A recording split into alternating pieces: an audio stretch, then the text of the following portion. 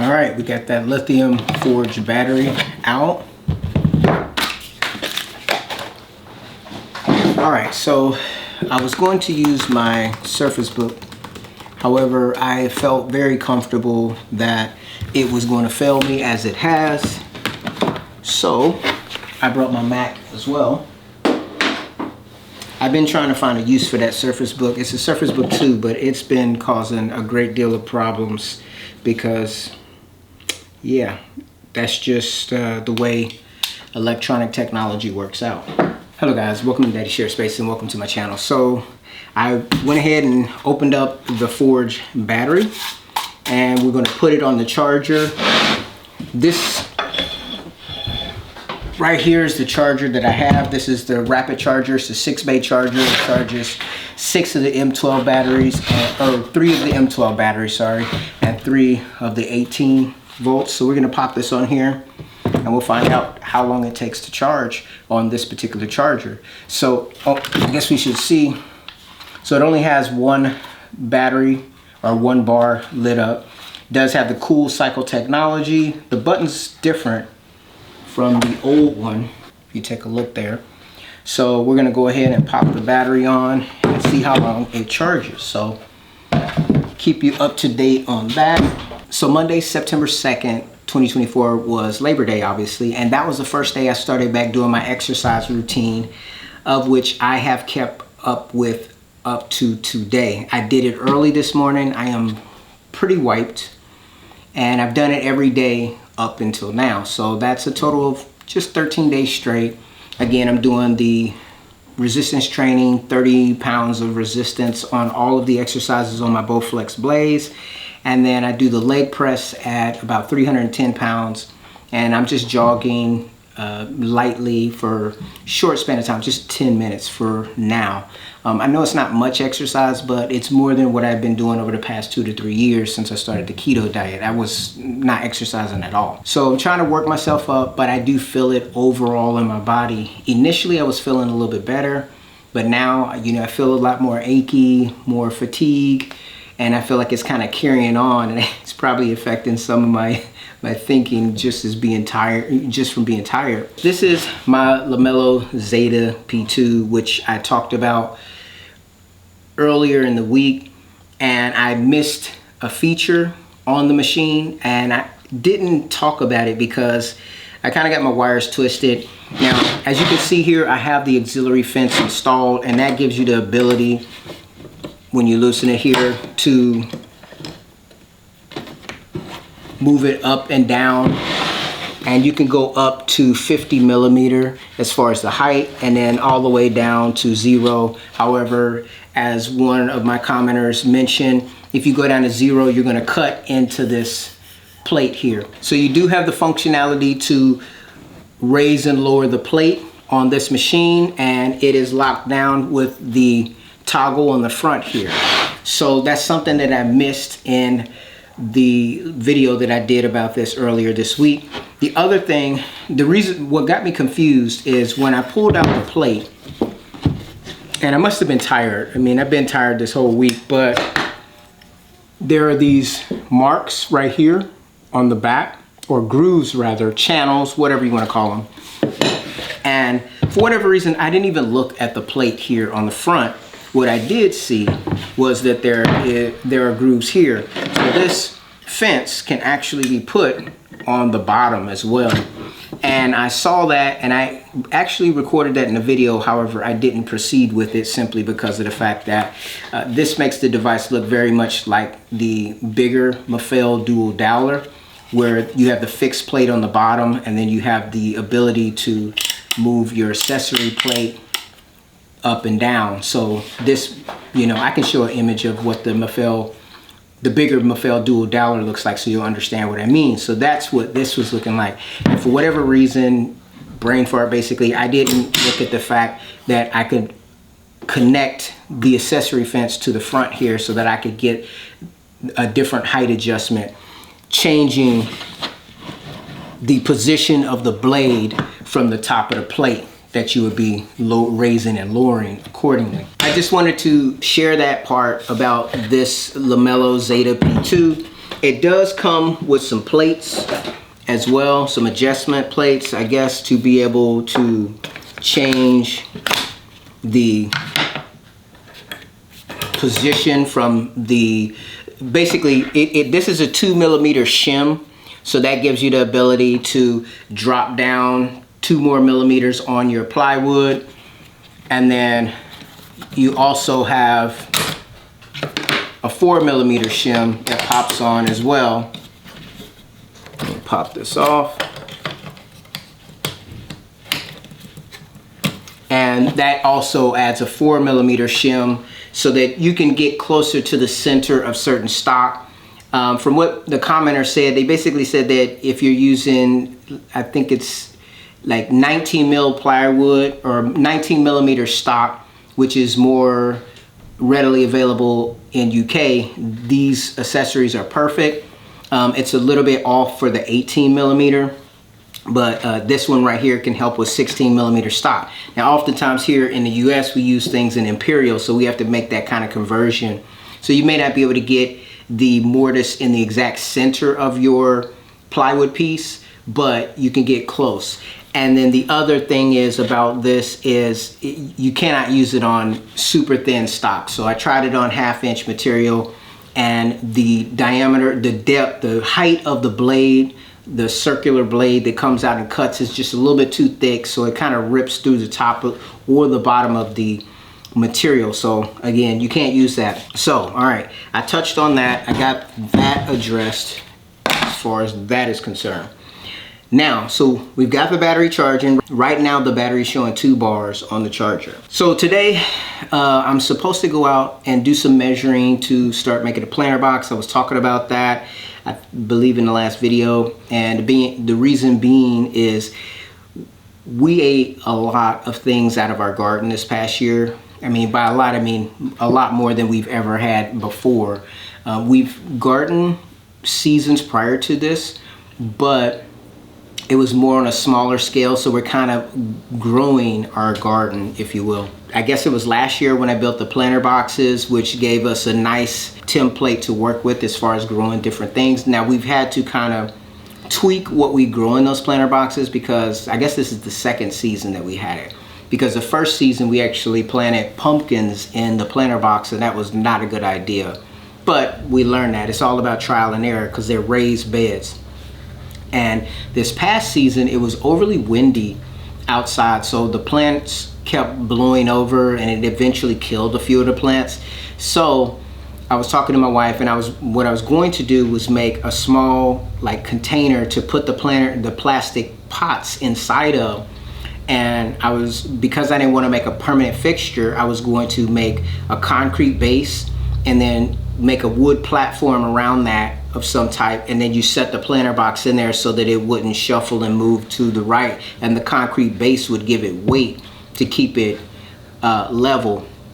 But after talking a little bit more with my wife, we kind of came to the conclusion that maybe just building a couple more raised bed planter boxes like we have may be a better solution, and we'll put them on the opposite side of the planter boxes that we have now. And then what we were thinking is, on those days when it's really, really hot, we can take a shade cloth and stretch it across from one planter box to the other. So there'll be a planter box in front of you and a planter box behind you in that particular space. And that can offer a little bit of reprieve from this hot sun out here in Sacramento next season. So those are just some things we're looking into. And the other reason why it's a project that I was considering doing is because I have a lot of cedar planks that I bought when I was building the planter boxes. I still have a bunch of cedar pickets in the shop, and I need to get a lot of this extra wood out of here through making projects and tinkering around in the shop. Yesterday I spent time cleaning up that area, unpotting the plants, doing all of that. And today when I woke up, I was feeling super tired. So I got up, I read my word, then I did my gym exercise, and now I'm trying to knock out Daddy Share Space Daily early so that I can focus on doing some kind of project today, and then I can release that video probably later sometime this week. Ideally, I would be able to do multiple videos in one day, especially on the weekends, simply because it's hard to come home from work every day and have that stress of having to push to try to get a video out and to do it daily. I am definitely feeling the pressure that I put myself under by basically saying that I wanted to try to do a daily video for my channel, but then also trying to keep up with all of my responsibilities and grow in my woodworking skills. I mentioned in one of my videos about DIY and woodworking being totally different things, and that's something that I didn't really consider at first. I mean, I know it's obvious to most of you, but the way I was looking at DIY or woodworking, I looked at it as kind of a subordinate task to DIY, because sometimes you may have to work with wood or saws, like if you need to replace molding around the house or anything like that. To me, that all falls under DIY, and you would use potentially something like a miter saw to cut your molding accordingly. So woodworking was more of a subset of other things. So I have this construction book that I picked up at the thrift store many years ago when we were picking up books for our kids. And in that book, early on, I was reading it, and it basically said that families, and this book was probably written back in the 70s potentially. When I find it, I'll pull it out, but I have to go through my book collection to pull it out and locate it. But I'm paraphrasing what it said. It basically verbalized that, so as things start to go up in price, homes, the maintenance of homes, maintenance of everything that goes on in our life. But being that this is a book about home building, he said that basically families, they kind of make DIY repairs as more of like a hobby or a pastime, if you will. These are the things that are going to be required as the cost of housing and all these things continue to go up. And I found that interesting that I read that in a book that was published many, many years ago, because that's how it is today. Now, most people, they go to the bank or they go to a lender and they go to a realtor and they go out and they purchase a home. And if you watch if you ever watch HGTV or any shows like that, there's like this training going on, and that training is, a person will say they have a budget. Let's say that budget is $100K, and then they always end up spending more than that in their budget, whether they buy a house below budget and do repairs as part of the purchase, or whether they just pay over what their budget is. So a person will come through the door saying, I only have this to pay. That's all I have. But yet when you watch HGTV and shows like that, people are always paying more than what they said. I feel like when we watch shows like that, it conditions us to be okay with spending more money than we're comfortable with. And really, you can't get around that very easily unless you're going to buy a home cash, which most people aren't in the position to do that. Most average consumers aren't in a position to do that. Then the way the system is set up, you reveal your credit score, you reveal all your assets financially, all your liabilities financially. Sometimes you even may reveal your 401k plan. And what that does is it gives the lender, it gives your realtor and the bank, all these people, insight into your life. And because most people don't purchase a home every 3 months, every 6 months, every month, or even every year or every 5 years, all of those people that you have to work with, they have a strong interest in getting you to spend the most amount of money. And it's been my personal experience. When I was living down in Oakland, we went and saw a realtor when we were looking at a home down there, and I wanted to stay within a certain budget because I want to have a better quality of life. If I spend too much money on a home, then my quality of life is going to be lower. Because having owned a home in the Midwest back in the day, that taught me about what home ownership is like, and it let me know that things are going to break. from top to bottom, from the roof to the foundation and everything in between, things are going to fail. And tying back into the HGTV analogy, if you spend at the top of your budget and you overextend yourself, then when these things break, you're not going to be in a good position to repair these things. And unfortunately, when you look at that, I think that because housing is a very big purchase that most of us invest in, whether you rent or whether you buy, if you put yourself on unstable ground, it can change your character as a person. And what I mean by that is, if you get out over your skis and you feel anxious about being able to pay your bills, or you can't, you don't have a good buffer, then it can change your personality about how you deal with things. Like, there may be things that you say, I would never do this, I would never do that, I would never do the other.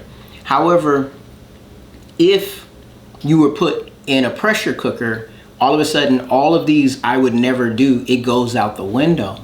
And so when you look at housing by itself, and the fact that, the people that you have to go to, that you have to get involved with to buy a home, all of them have an interest in making you pay the most money that you possibly can. Essentially like squeezing blood out of a turnip. They don't care if you can afford the home a year from now. They also don't care if your insurance, if your taxes and all of these things, they don't care if that stuff is going to go up. They don't care if you can afford to get your roof fixed, if you can afford to fix the foundation, if you can afford to fix your driveway, if you can afford to upgrade your cabinets. They don't care about any of that. The only thing they care about is when they sell a home, right? I mean, let's just, look at it numbers wise. It used to be like, I guess it was like 5 to 6%. I don't know a lot about real estate or realtors or whatever, but let's go with that number of 6%. Where 3% would go to the selling agent, 3% would go to the buying agent. That means that for every 100,000 you spend, they would get 3,000 each, right? So that's $6,000 off of the purchase price. And I don't know the logistics about how that works behind the scenes, if that raises the price, lowers the price, or how that works. But what I'm saying is they have an incentive to get the most amount of money as they can. So if you go buying a $100,000 house, that means they only get $3,000. And then looking at that mathematically, meaning each agent, if they only get $3,000, well, if you were making $3,000 a month, would you be able to pay everything you need to pay in your life? So there's an incentive. How many homes does the average realtor sell a year? I don't know. But if you selling homes like gangbusters, then you may be a little bit more willing to take less money because you're selling a lot. If you sell 10 homes in a month at $3,000 on average, that's $30,000 a month. That's a pretty good salary. However, we also live in an insatiable, the human state is insatiable. We want more and more and more. So why settle for $3,000 per house when if you can force somebody or influence somebody, instead of spending $100,000 to spend $500,000. Now you're getting $15,000 per house as an agent, or for both agents you're talking $30,000. And think about if you're an agent that was on both sides of the fence. You had a seller come to you, and then you also are working with the buyer. And I think this is something that they changed in the rules where they can't do this anymore. So that buyer, that agent is playing both roles, so they can essentially, theoretically, maybe they can double dip. They can get the 15 for the seller and the 15 for the buyer, which means they would make $30,000 per house. So just do those basic numbers. So now you're talking about a significant increase over $3,000. You're talking up to $30,000 under that second scenario that I presented.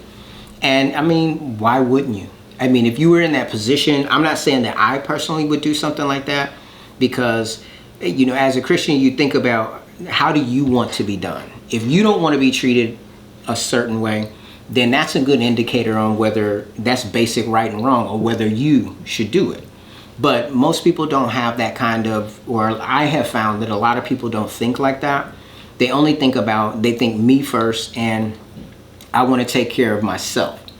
And there's nothing wrong with that. But honestly, if all of us are like that, then, we need to be hyper vigilant and very diligent about paying attention to our environment of people around us, because, you're going to be getting took left, right, and center, or you're going to be the taker, one of the two.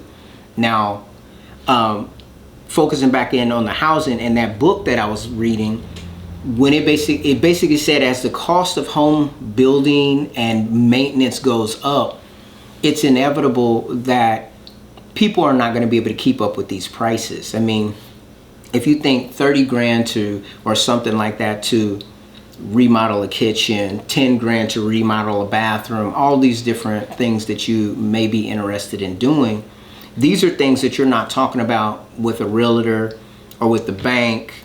When you're talking about buying a home, you just look at, I'm buying a home for $100,000. Well, if you buy a home for $100,000, it doesn't matter where you buy it, and it costs you $10, $15, $20,000 to do the roof, or if you decide the cabinets aren't up to date, you want to pay $30,000 to get your kitchen redone. These are huge numbers, and the average consumer does not have that kind of cash just sitting around.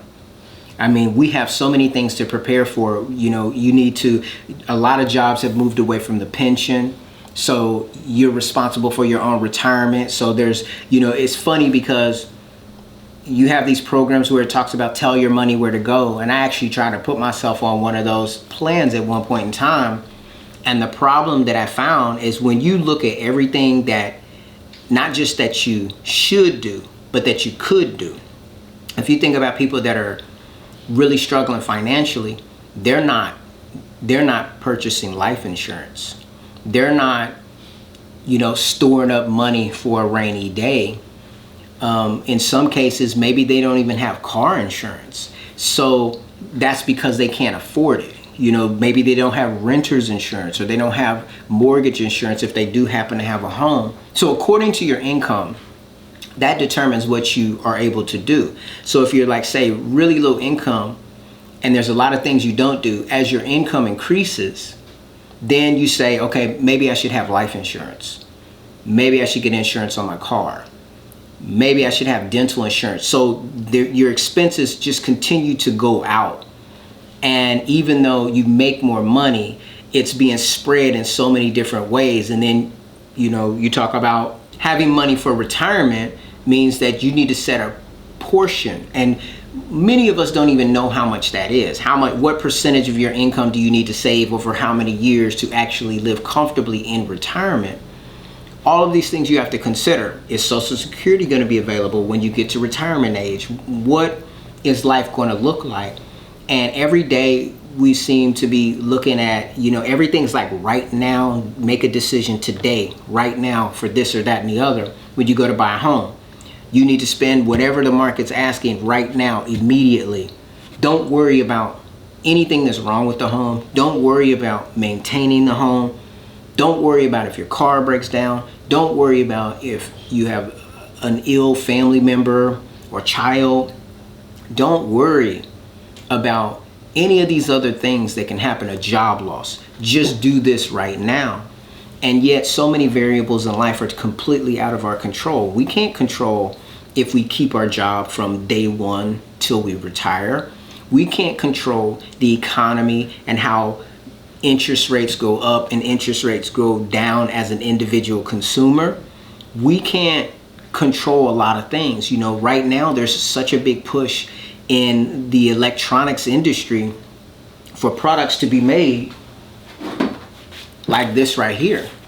This is a Surface Book 2, of which I spent $3,500 for. And I'll be honest, I never realized the potential that I thought that this would do. And it was so funny because it was a sour taste in my mouth when someone mentioned to me that the Surface Book 2 was nothing more than a Surface Pro with a GPU attached to it. It has the same CPU, RAM configuration, and thus forth, there's only so much that the device could do.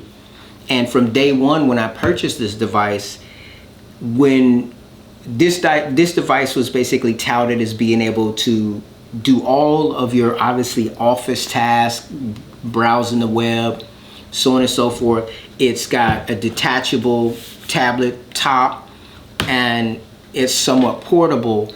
And so I expected to be able to use this on the go, at home, and do a lot of things. But what I found was it was never powerful enough to do everything that I wanted to do at home. So it couldn't replace a desktop. But then it also didn't have the battery life to go on the road. And then as it's aged, now, if I let this thing run down, every single time I have to go back and reinstall Windows. Now, this is very similar, in my opinion, to what happened with my original Xbox One, where there was an update pushed out where it broke the functionality to where it cannot go on the internet. And you know, with electronics like these, there's this continual push to keep you spending money at regular intervals and regular cycles. When we first started with the smartphone and it started to take off, I remember the iPhone. I had the original iPhone, and it was about $500 or $600 on a subsidized plan. And you kept the phone for 2 years, and it was all bound to your contract.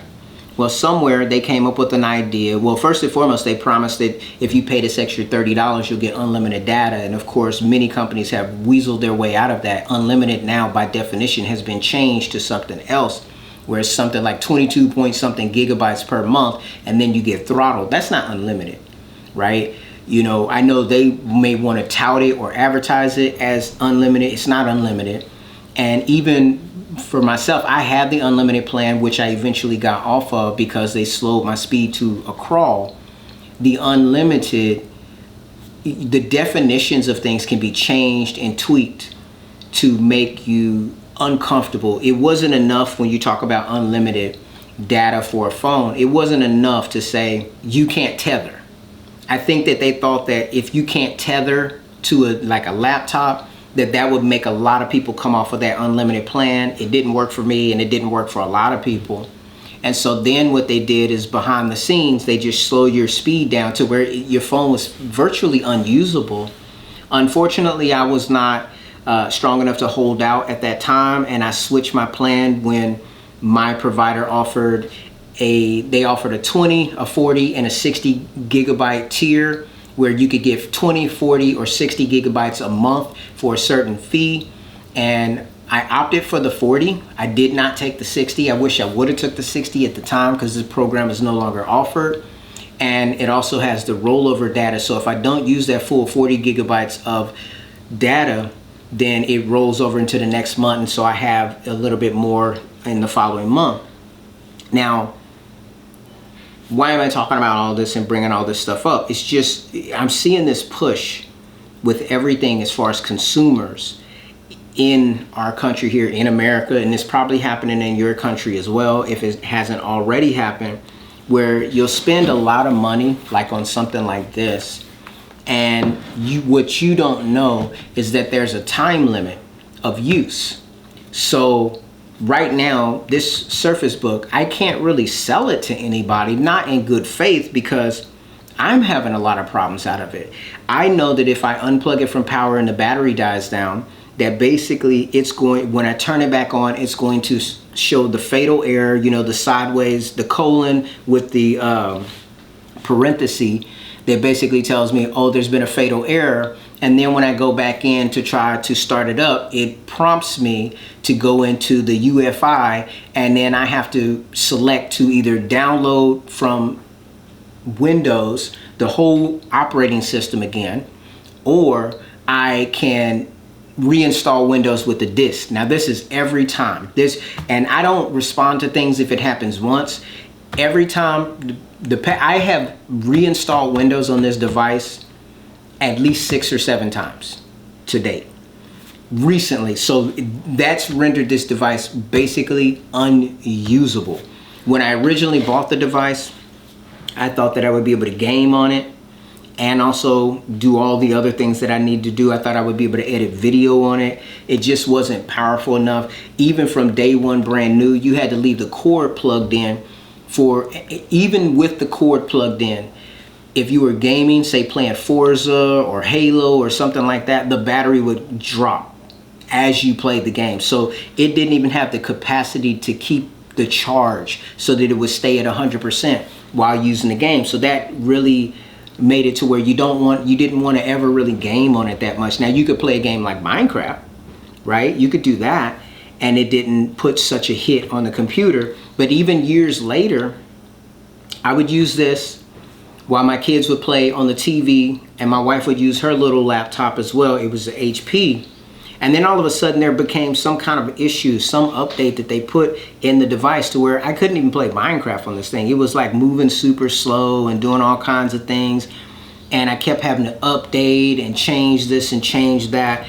And it just became a nightmare to the point to where I would just bring my other Xbox down and I would set that up, and when we would all play in the same room to play Minecraft. And so the functionality of this device, it just got smaller and smaller. It just didn't touch a lot of things. And now it's so bad that I can't even trust this thing to, I mean, literally I unplugged this from power, brought it down here, and I was going to use it to kind of refer to some notes and such. And as soon as I opened it up, I got that colon with the parentheses saying there's a fatal error. It's powered off and it will not turn on. So it's almost behaving like the battery is completely kaput in the device. So here again is another lesson, you know, where you invest in things that we're advertised and you just don't get what you really want. And you know, this is a hard lesson for me because I don't believe that here in America that they really teach us to be they don't teach us financial literacy. What they do is they pump a lot of advertisements at you. And I'm happy for a platform like YouTube, even though it's changing greatly, because YouTube gave us an opportunity to have people, you know, like myself, where I've purchased a lot of these Festool tools over here and I can use them and I don't have to say any kind of company bylines. I don't have to wear Festool shirts and Festool gear or Festool hat. And my job is not dependent on me giving a positive review of this type of equipment or any equipment in the shop. And I kind of feel, but it's a catch-22, because if you want YouTube to have the ability to pay money, the money comes from advertisers. So if you become an advertiser, then in a way you have to speak positively about a product. Nobody wants you talking about their product if you're going to say negative things about it. However, if you don't tell the truth about a product, which sometimes may be negative, then you're not really helping the consumer. And I feel like we've grown up in a world like that. When I back up and I look at the big picture, back in the day, you watch commercials on TV and all they would do was say the positives about what they were selling you. They would never, ever, ever tell you the negatives. And it's the same thing, you know, I mean, what's true? I was looking at the Reno-Fix. We're up to 3 bars on the charger at this point. I was looking up the Reno-Fix, which is a grinder, a surface grinder that Festool makes. And when you listen to their literature, when you talk about it, they say this is a powerful device, it's a robust device, it's for construction, it's this, it's that, the other. And then you see this guy on YouTube who actually does the work, and they say this thing is not up to task. It's not powerful enough. It doesn't do what I hoped it would have done. And I had to go back to other methods. Or likewise, recently, I just watched a video. I haven't even received my KHC in the shop, but someone overseas has already done a video and they compared the chipping function of that to the Milwaukee, something that I was wanting to do here on my own channel, and they gave the win to the Milwaukee for various reasons. And so that's truth. Now, you're never going to hear that, unfortunately, on Festool Live. You're never going to hear that on other channels that, you know, where people are receiving their bread and butter from a particular brand. But at the same time, I guess we have to decide, do you want to get paid or do you not? If you make material, if you make content that is not valuable to the brand, then the brand is not going to pay you. Now, personally, I didn't, you know, when I look at the structure or the way that I understand that YouTube works, and I'm not super sophisticated, and I don't claim to know everything about it, but what I will say is, it seems to me, if a creator makes content and people click on that content, then advertisers can choose to put advertisements either before, after, in the middle of your videos, and you get a small kickback. It's such a tiny kickback though when you look at it in reference to, like, say, working a regular job. You would have to be getting, you know, very large amount of views in order to really make a significant amount of money. I think for myself personally, the most money that I've made in a month, it was $120, right? And that was, you know, by far the most money that I've made. And yet, if you go back and you look at my shop and you look at, you know, just in Festool alone, you know, that's a lot of money. So if I was to look at return on investment, yeah, that's not going to happen with just doing YouTube videos and so on and so forth. Now, fortunately for me, even if I wasn't doing YouTube, I still would be doing things like this, because that's just a part of my personality. I like to understand things, and the only way that you can trial things out is if you spend the money. The only way I can speak intelligibly about this Surface Book, based upon my experience, I had to buy it. Sure, I can go read specs and I can listen to other people's videos and then put my conclusion together and regurgitate that on the internet. But then what happens when someone asks you to prove it? You can't prove it because you didn't own it. You know, I have the Microsoft HoloLens, same thing. You know, if you combine just this device and the HoloLens together, that's $7 grand of my own money that I invested, right? And I would tell you, it was an excellent purchase, or it was a great purchase, if that's how I felt. I believe, personally, both of them were a complete waste of money. Now, I don't knock the HoloLens as much because it was sold as a developer device, very similar to the Apple headset that they created. It's a developer device. It's not for consumers, for real. And that's why they can get away with charging such a high amount of money. But similar to a lot of, like, say, Apple people that are really invested in Apple, they went out and bought it anyway. Just like I used to be really invested in Windows, and still to date, when I'm using an operating system, I feel more comfortable using Windows. However, because I feel like Windows is trying so hard to be Apple, because Apple is making a lot of money by doing what they do, they're messing up what they're known for. And I kind of feel like, you know, they didn't have the commitment that they needed to see this all the way through. Like, they should have kept their phone division. You know, that's my personal opinion. I know for investors it didn't make sense, but if you think about, if you really wanted to be successful, if you really wanted to win as a company, you would have kept the phone because it gave you your platform. Just like Apple, they have a full stack. Apple is doing it very different than Microsoft. Apple, you know, they did away with putting Intel into their laptops, and they're designing their own silica. And now they're trying to design their own modem for their device. That's to get other people out of their pocket. Whereas, you know, Apple, even though they make software and they create that, they're a hardware company.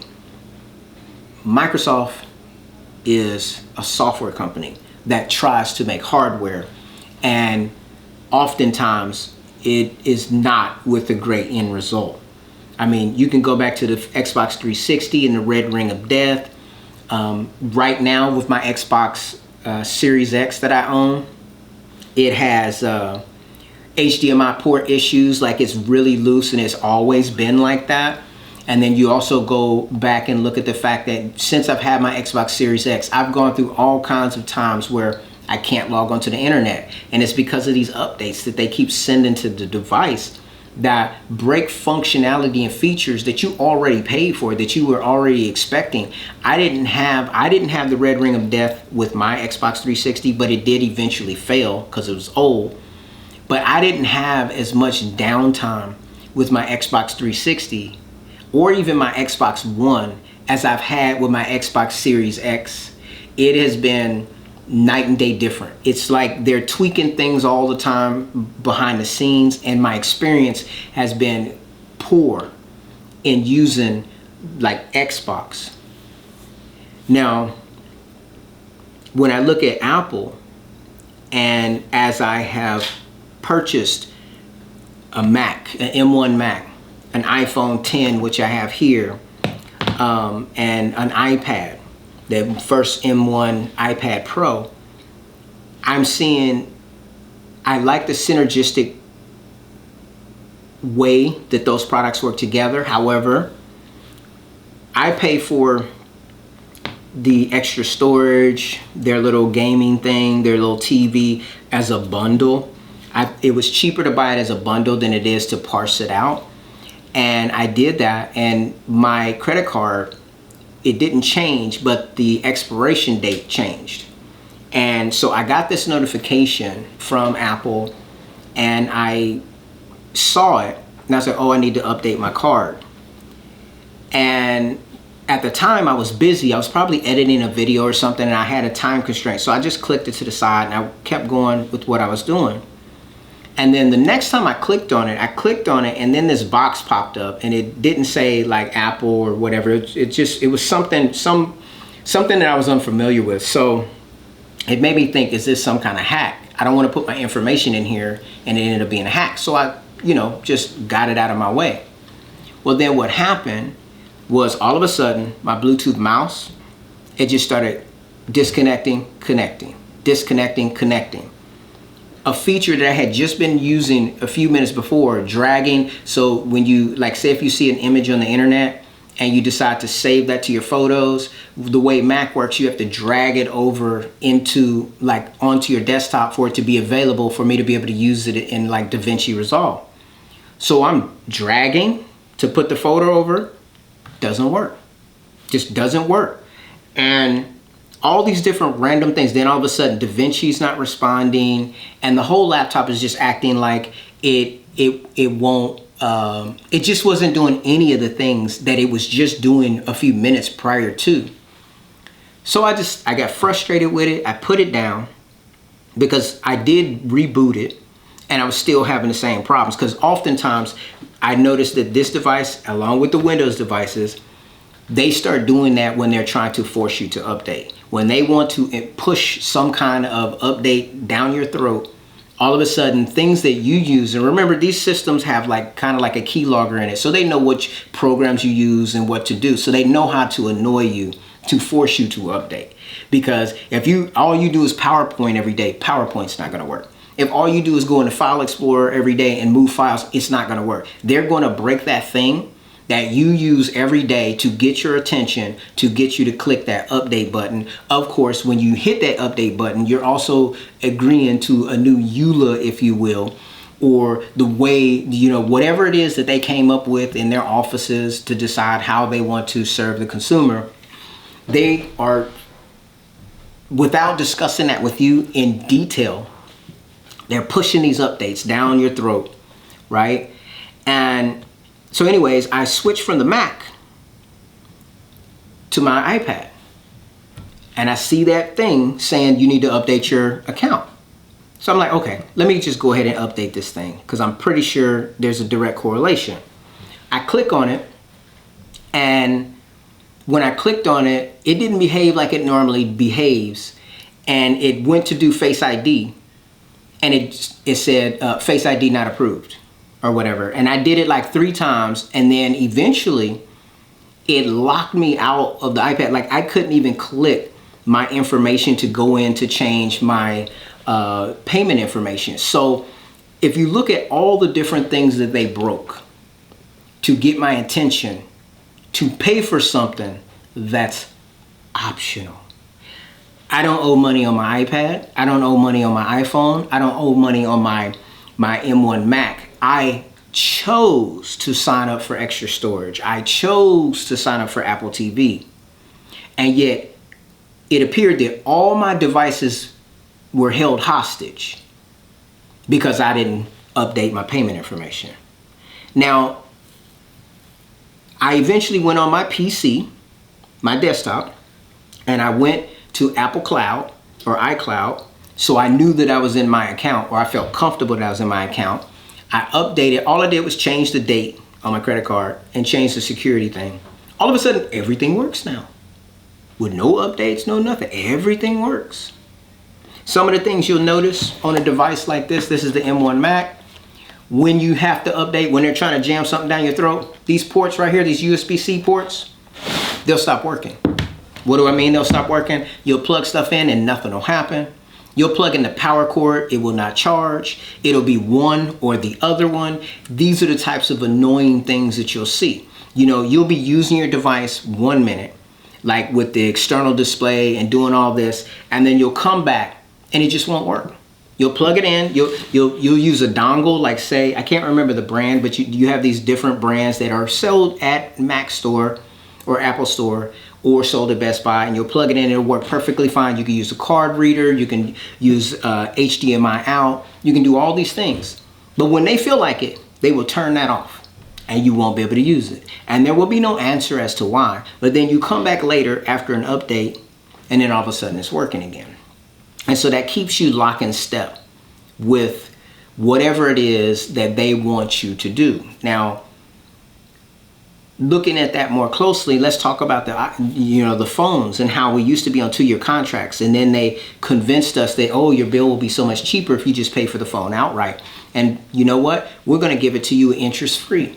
And then what's happened? The average smartphone has gone, that's $600 for that iPhone, which was considered a premium device back then, was the full price that we had to pay as a consumer. Now it was subsidized by your internet service provider. However, after we're still at 3 bars, after they got you to basically come away from subsidized contracts and told you and convinced you that, oh, you know what, it's going to be cheaper for you, all of a sudden the prices started to creep up. And so remember, the iPhone back then, the original, that was like the top of the line. And it was like $600. Now, the top of the line phone. So that means if you want to continue to have that trajectory of you get used to a certain standard. It's like if you buy a Sunday with all the fixings on it, and it's, say $5. And then you come in the next time you go into the store, and for that same $5, you get a Sunday with half the toppings, right? Well, you're so used to having all the toppings and having that flavor that you look and you're like, oh, if I want all the toppings, it's $7.50 now. So then you pay that $7.50. And then you come back the next time and it's $10. And you come back the next time and it goes on and on. And so now we're up to the point to where a high-end phone with, let's say, 1 terabyte of storage. Why would you need 1 terabyte of storage? Well, they're going to charge you in the cloud monthly if all your photos and videos go to the cloud. That's number one. But number two, the file sizes are getting bigger on your video, on your photos, so on and so forth. And because we no longer have that mindset of thinking this is a box camera, I can only take 12 images, we can take unlimited photos if we want to. We can take silly photos of this and that and the other, everything we want to remember, we can take photos and videos of. The catch of that is they can charge you monthly for having that. So it makes more sense to get a phone that has a larger storage drive on it so that you can have less stuff in the cloud. That's one. But then you think a little bit more about it, and so you're buying a phone now for $1,800, close to $2,000 if you get insurance. And I remember when they first started talking about the plan of where, you could pay like $20 a month or $15 a month, and it was like you can get a new phone every, I think it was like year and a half basically. So if you paid a little bit extra, you could actually keep in step with the company and get a new phone every year. It seemed like it made sense. Now, for the top end phones, you're paying like $100 a month or more, and you're going out to dang near 3 years. So we're right back to like the subsidized. We're worse than where we were with the subsidized. If you pay the minimum payment on a high-end phone, you can't even get a phone every 2 years anymore. It's every 3. And they do offer the ability for you to trade your phone in, but then what does that require out of you? That requires an investment of a phone case of some type to keep that device in pristine condition so that you can, in fact, trade it in, and upgrade to the next model. So then when you initially buy, so you buy an $1,800 phone, which is damn near 2% of the annual salary of a person that makes 100 grand a year. You buy this phone out of pocket, and in the end, you don't get to keep anything. What you actually bought is a key that you can't see, feel, or touch. That key is to give you access to the windows that are on these devices.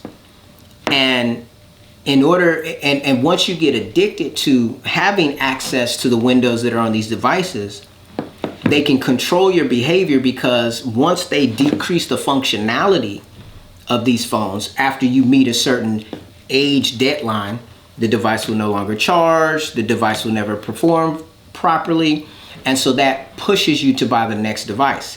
Now, if you think about it, it makes sense, just buy a case, keep your phone up, and then trade it in. But then you don't own it. You didn't own it. You didn't pay $1,800 for a phone. You paid $1,800 for an experience that lasts a certain amount of time. Now, when you compare, like, say, a internet service provider or cell phone service provider's insurance versus Apple iCare. Apple iCare covers this whole device, but it only goes for 2 years. It's not in perpetuity, and that's for a reason, because at the minimum, they want you to buy a new device every 2 years. Otherwise, it's not going to be covered, or you're going to pay a lot of money. I crashed my phone on this particular iPhone 10. I can choose to pay $279 to have it repaired at Apple, of which this phone, if you go online, is not even worth $279 for Apple. I can't trade this in and even get $279 for this phone if I want to upgrade. This phone has a major issue with ghost touching, where it just opens apps and does whatever the hell it wants to do when it wants to do it. It's hard for me to even just text my wife without there being a whole bunch of nonsense. The port hasn't worked for years, so I rely solely on the wireless charging for this particular phone. This phone was about $1,300. Now, I did buy it 7 years ago, but when I see the end result of this, and then I see how much higher, the phones are like $500 more. And that $1,300 included the 2-year warranty. So when you add the 2-year warranty, you're talking about $700-800 more.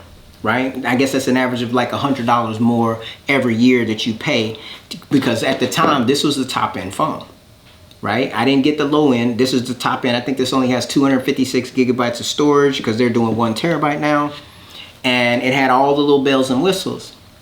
And so when I back up and I look at how much these electronics cost, and the fact that they have planned obsolescence built into them, the updates continually break features and forcing you to move on to the next device, then it makes me feel like, okay, I don't see a problem with that overall. My thing is, though, it has to make sense.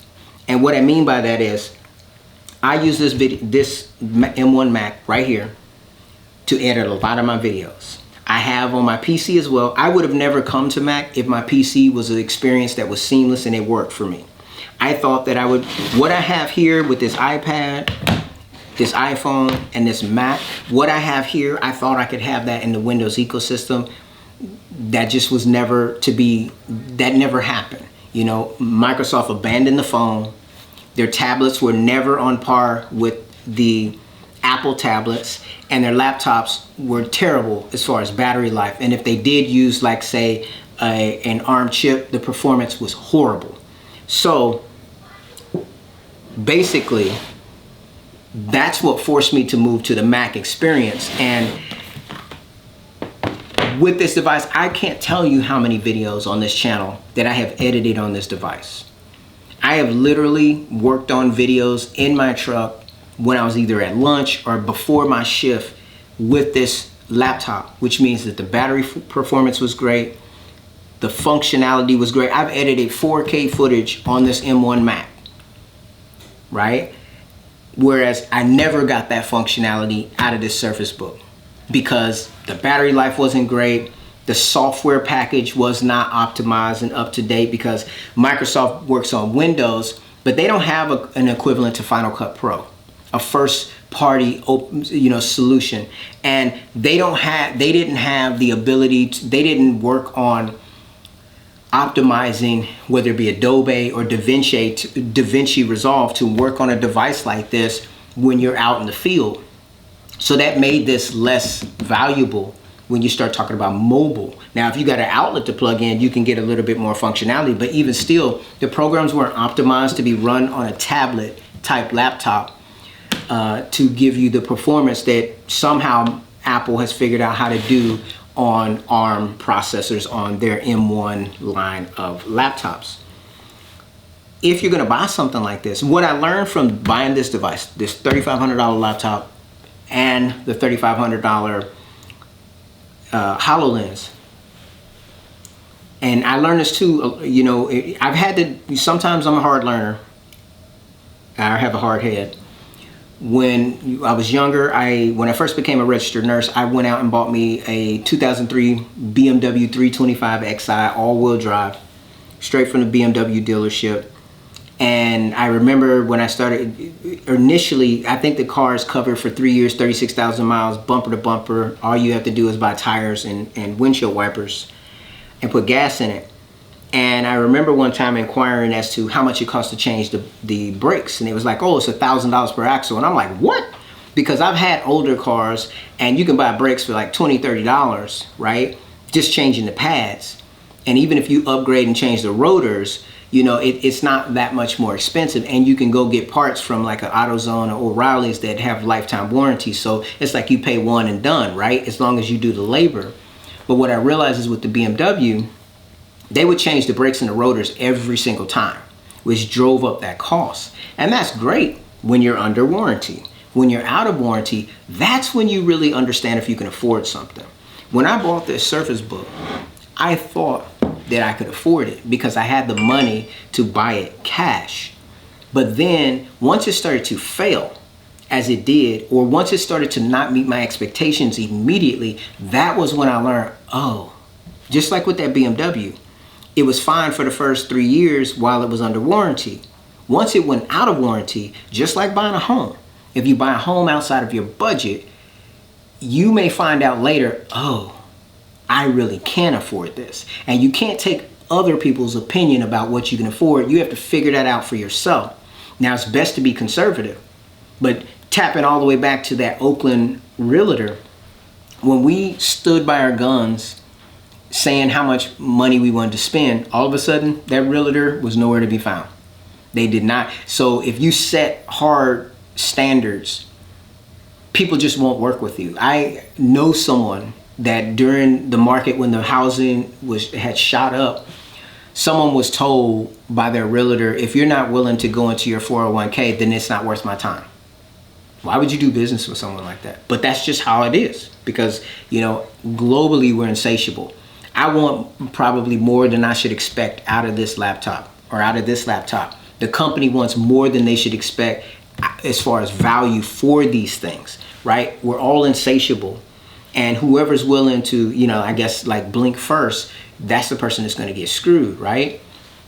So going back into, electronics devices and how we're being put on these cycles of purchase, I'm excited about electric cars from one aspect, but then I'm terrified in the other aspect. And I feel the same way about artificial intelligence.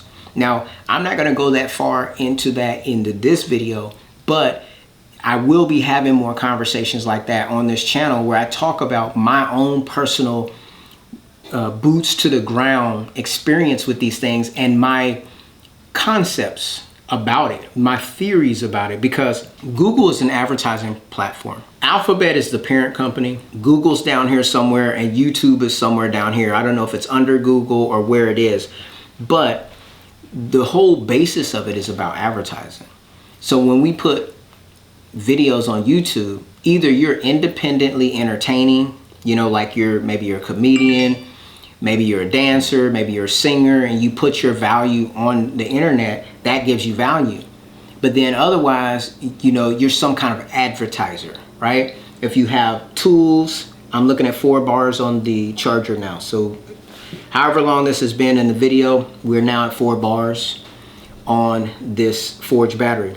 When I look at technology today and how we're being led around essentially by the nose with the devices that we carry in our pockets or under our arms, it makes me a bit concerned about the future.